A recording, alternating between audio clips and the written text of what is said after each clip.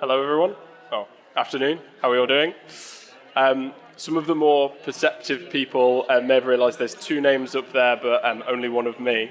Unfortunately, yesterday my colleague broke his wrist, so he couldn't make it. So you're stuck with me, I'm afraid. So if it sounds like I know 50% really well and 50% less so well, you kind of know why. So 6 years ago, I left university, and I was very much, the feeling I had when I left was that I was done with learning. I was pretty fed up of it. I was fed up of formal education, and I was going to go into this world of work, and everything was going to be about performance, about delivery, and making a bit of money, hopefully, as well. That very quickly flipped on its head for me, and I realized how important learning was, if not so more important. And that's why I'm really passionate to talk to you about this today and to talk about a learning culture and how important that is. So a great way to start is, what is a learning culture? Let's define it. So we at Virtual College, we've been on a journey for 18 months implementing a learning culture into our organization. And we define a learning culture as making learning a priority at every level of the organization. Now, on the face of it, that sounds really easy, that sounds really simple. And if you go into an organization and ask people at loads of different levels, do you want to develop, do you want to get better? A lot of the time people say, yeah, of course, that's absolutely what we want to do.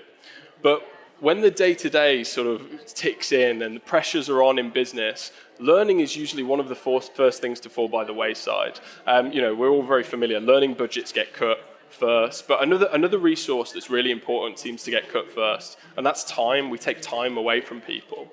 Now, why does this matter? Why do we think a learning culture is important? Well, we're all very familiar with the fact that the world is changing at a faster and faster pace. The power of technology just seems to be increasing and increasing. We're all very aware of automation and AI and all of these things that are coming in, and jobs that have been traditionally stable, for 20 years plus, they may not be there in the future. In the next 10 years, there's going to be jobs that are there that haven't existed before.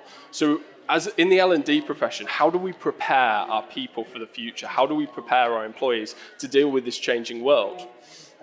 Well, at Virtual College, we would say that the skill to give people is the skill of getting better at getting better. This skill here. So what I mean by that is, how can we enable people to learn faster? How can we enable people to learn more efficiently? And the way we've done that at Virtual College is underpinning that with a growth mindset. So we've underpinned our learning culture with a growth mindset. Now, we're going to get into growth mindset a little bit more in a minute. But just before we get into that, let's look at the benefits of a learning culture. What's the reason we should implement it? Now, this is some research. We've looked at loads of different research, but this is some key facts that we've pulled together. And the one I really want to focus there on is the one at the end. So organizations with a learning culture are 58% more likely to prepare their employees to have the skills to meet the future demand. Now, this research is a couple of years old, and it took a couple of years to get the research together in the first place. And when we're talking about automation and how fast the things are changing, that number's only going to become more and more important. So, out of interest, who here is familiar with growth mindset? Who's come across it before? Okay, a fair few people, great. So I'm just going to give a very quick introduction to what it is, because it sort of underpins the rest of the talk. So growth mindset's been around for over 20 years now. The research has been primarily led by a lady called Caroline Dweck, and essentially what that research tells us is that people sit on an equilibrium between two mindsets. So at one end you've got growth mindset, at the other end you've got a fixed mindset. Now, you can sit in different places in different parts of your life. So at home, in your hobbies, you may have a growth mindset, and at work, you could potentially have a fixed mindset. And that can be very much down to yourself, your experiences, but also the environment you're in and the people around you. Now, why does this matter? Well, it matters when we start looking at these 4 key areas of growth. So I'm just going to take you through from the perspective of a fixed mindset and the perspective of a growth mindset. So if I'm looking at challenges and I've got a fixed mindset, I'm viewing challenges as something that I don't really want to engage in. They can potentially highlight my weaknesses as an individual. So I don't see the value in them, and actually I see them as a potential threat. Whereas if I've got a growth mindset, I see challenges as something that's really useful to me, useful to my development. By pushing myself, I will be able to experience and learn more. So challenges are something with a growth mindset that I'd enjoy engaging with. With effort, if I've got a fixed mindset, if I have to put effort into something, it means I'm not good at it. So I don't see it as something that's valuable. Whereas if I've got a growth mindset, effort is something that's definitely valuable. The things that I have to put more effort in are probably the things that I'll learn from most and then what will develop me most. So effort will be seen as something really positive with a growth mindset. Mistakes is a really interesting one. So if you've got a fixed mindset, mistakes will be hugely negative, something to be avoided at all costs. Whereas if you've got a growth mindset, you'll look at mistakes in a positive way. You'll see that when I make mistakes, I'll be able to learn more from them than I probably will from all of my successes. So mistakes will be something that's sort of viewed as more positively, not just a horrible negative thing.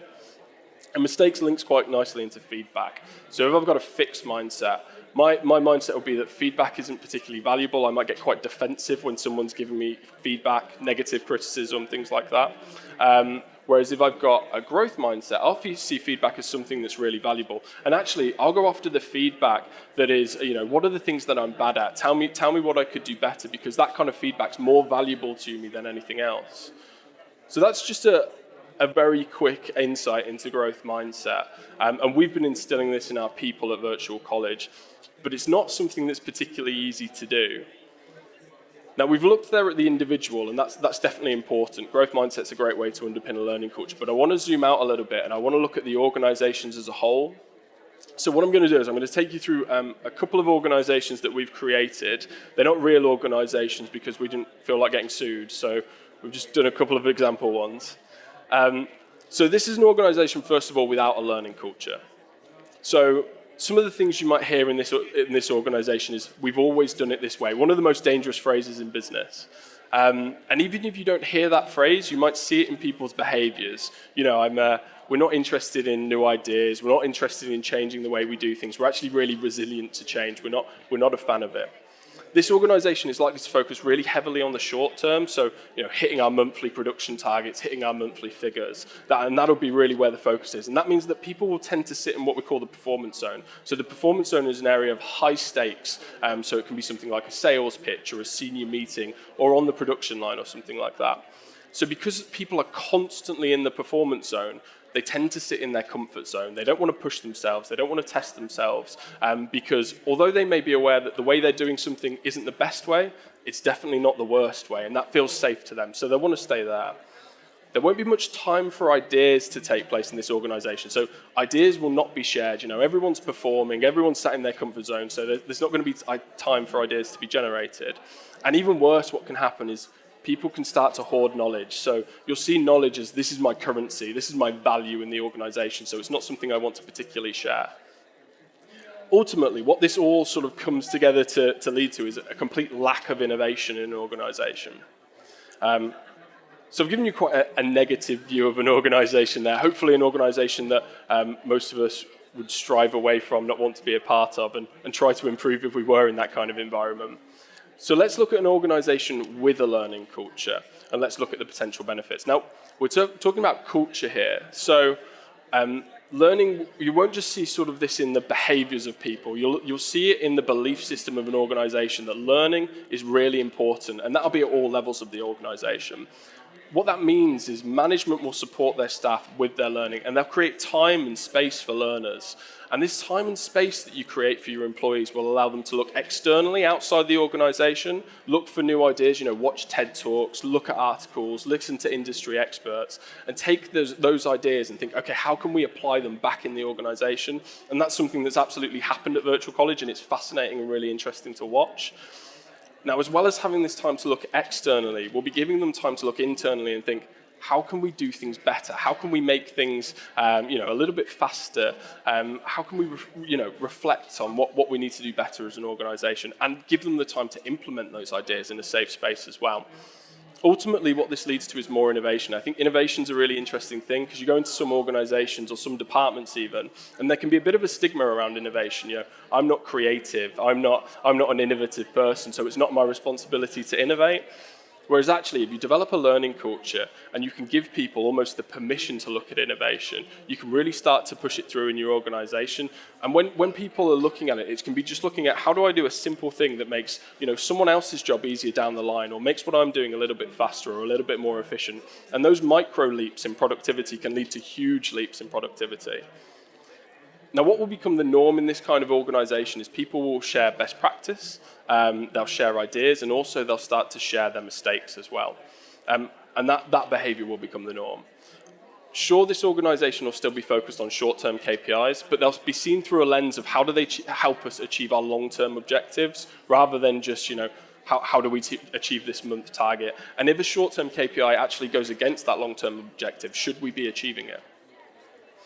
Now, something that will start to happen in this organization is they'll become internally focused, but in a really positive way. So rather than looking externally and constantly thinking, okay, what's the competition doing? They'll be thinking about, right, okay, how can we make our guys better? And yeah, sure, we'll keep an eye on the competition, but we'll start leading the way in innovation and thought processes.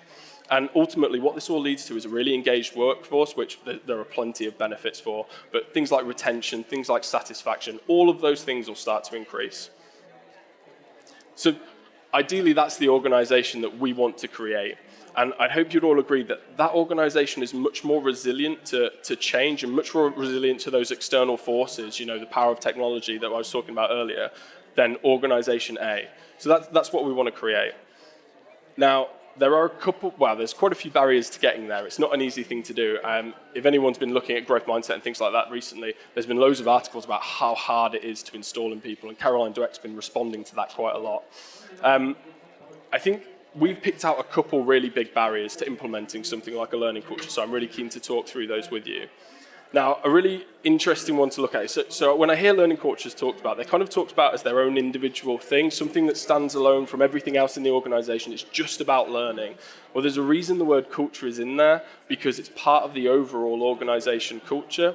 So when you're looking at a learning culture, you have to look at the rest of your culture as well. And if we're looking at culture, a really key element to focus on is trust.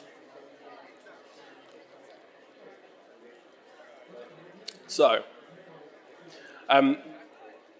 one of Cam's favourite books, and I have to say Cam because I haven't read it yet, but it is on my to-read list. One of Cam's favourite books is Sapiens. I don't know whether anyone's read that. But essentially, what it talks about is how trust hasn't changed in thousands of years. The way humans form trust between each other is by building relationships. So building relationships with each other, consistency in behaviour, consistency in actions. So unfortunately, there's no magic formula when it comes to trust. You've got to build relationships with people, and that's really important. So having trust between people in an organization is key, but I would argue having trust between managers in your leadership team is even more important, particularly when you're looking at implementing something like a learning culture and implementing growth mindset. And I think it's really interesting if we look at growth mindset through the lens of trust. Like, what are we asking people to do? So we're asking people to take on challenges, and we're asking people to make mistakes and be honest about mistakes when they make them. Now, I don't know about anyone else, but if anyone else is sitting here thinking, I hate making mistakes, never mind talking about them, then you feel very similar to me, and that's how I've grown up feeling quite a lot. So even like today, if someone at work comes over to me and says, "Oh, Dan, you've made a mistake again," like that instant feeling, I get a defensive feeling in the pit of my stomach. I hate it, and I've been focusing on growth mindset for 18 months now. And I'll sort of, push that feeling aside and think, right, okay, ignore the way I'm feeling. What can I learn from this? How can I develop from this? And what positives can I take out from this, and how can I share it? But I've been focusing on this for 18 months, and I still can't get rid of that feeling. It's been niggling away at me. Why is that there? So I've thought and reflected about it quite a lot and had quite a few conversations with people. And one of the things I've found is that people have had very similar experiences as they've been growing up. So I don't know if any of you are familiar with the dreaded red pen at school. I think they've banned red pens for this exact reason. You hand a piece of homework in, you get it back, there's loads of sort of X's over it, all in red. There's a little circle at the bottom from the teacher that says, "Come see me after the lesson, you idiot." You may as well say that. That's the way it's phrased. And if you take it home, if your mum was anything like my mum was, she'd go through all your homework. And you'd hear a shout from the other side of the room, "What's this? What have you done?" It's like you've brought a bag of drugs home or something, not a piece of poorly marked homework. So I think we then get 20 years of that kind of constant reinforcement. Mistakes are bad. It becomes ingrained in our thinking. It becomes ingrained in our behaviors. And then we go into the world of work and we start to reinforce that feeling in each other. So what does this mean for organizations that are trying to do something like this? Well, they've got a really difficult job. They've got a really difficult starting point because you've got a severely ingrained behavior in there. And then if you think about trust, you're thinking, right, okay, we're asking all these people to do these things, to own up to their mistakes. But if I'm sitting there and I don't have trust in leadership, I don't trust that leadership's got my back when I make a mistake, last 5 years ago, Sophie made a mistake and she's never given a promotion since, and the managers don't even talk to her. And 6 months ago, that guy made a mistake and he got fired. Like, obviously, I'm not going to stick my hand up and say, I've made these mistakes, let's all learn from them. I'm going to be really defensive to that as an individual. So when you're looking at trust in an organization, when you're looking at implementing a growth mindset, definitely look at what the levels of trust are. I've got another bit of a case study just to try and bring it to life a little bit more. Does anyone know who this gentleman is? Jack Welch, yeah. Great. So for those of you that don't know, Jack Welch, this is the bit where I do get sued. Jack Welch was the CEO of GE from the 1980s to the early 2000s. He has written 4 books on management. He's got his own management school with his wife now. He's widely regarded as a business guru. He's all over LinkedIn. He could teach me a hell of a lot about business, probably more than I could ever remember. But I wouldn't trust him to teach me about people, and there's a reason why. So he introduced a management policy, which eventually got described as rank and yank. So the way rank and yank worked is the top 20% of managers get rewarded, promoted, shares, all of those great things. Great, sounds good so far. The bottom 10% get fired. No questions asked, just fired, gone. Now, with everything we just talked about there, the type of organization we want to create, the organization we want to create to be resilient to change, how easy do you think it would be to install a learning culture in Jack Welch's company? I would argue it would be nigh on impossible. And I would argue that the levels of trust at all levels of management would be virtually non-existent. All of those things we were talking about, hoarding knowledge, not wanting to share knowledge, those things would massively be prevalent because that would be people's currency to getting into the top 20% and avoiding that bottom 10%. So, just as a bit of disclaimer, I have no idea what GE's like now. I'm sure it's nothing like that. I'm sure it's a wonderful company to work, so please don't sue me if anyone's here from GE. But yeah, so if you're in the process at the minute of looking to install a learning culture, look at trust in your organization first and see what the levels of trust are, because if that's non-existent or if you're struggling in that area, I would focus on that first and then focus on the learning culture after. Now, the second barrier, sorry. Yeah, sure. Do you think that policy was reflective of the time he was leading in? I think it was partially reflective. So the question asked was, do I think it was reflective of the time that he was leading? I think it was, definitely. It was the 1980s. Everything was about shareholder value. So yes. I think also the time meant that he got away with it as well.